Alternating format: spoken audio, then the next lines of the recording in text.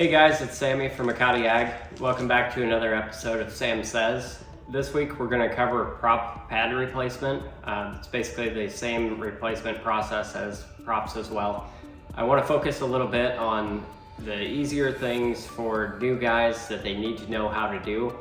I know there's a lot of guys that are a lot more seasoned, and we'll get to the more in-depth stuff as we go here, so there will be some back and forth. So here we go. I'm just gonna walk through real quick, taking that prop cap off. What we're looking for is if you can pick up on the end of your prop and let go, and that prop has play in it where it's actually loose, that usually is a good indicator that your pads are worn out. Or I have seen it where the bolts have actually come loose, although that's not usually the case. Usually it's just the worn out pads.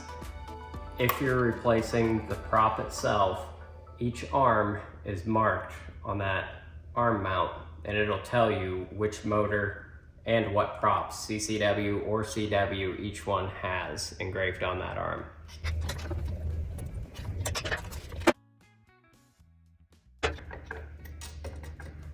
You can just wiggle that back and forth once you get the bolts out.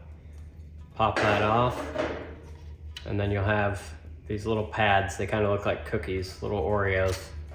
Take your props off. You can take your bottom pads off, put your new ones on, drop your props back on.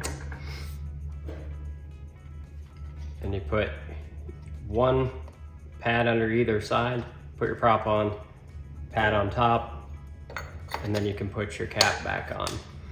Now, when you put these bolts in, and it may be hard to see, you are supposed to use Loctite, just medium strength blue Loctite. When you put it on, do not get it on the bevel of the bolt, and don't get it on the bevel for the prop cap.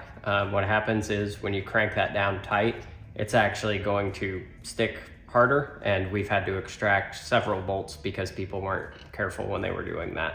I'm not putting any on right now, but normally you would. These don't have a torque spec that they've given us. Really, it's just tight as tight. So just make sure they're good and snug, and that's plenty on them.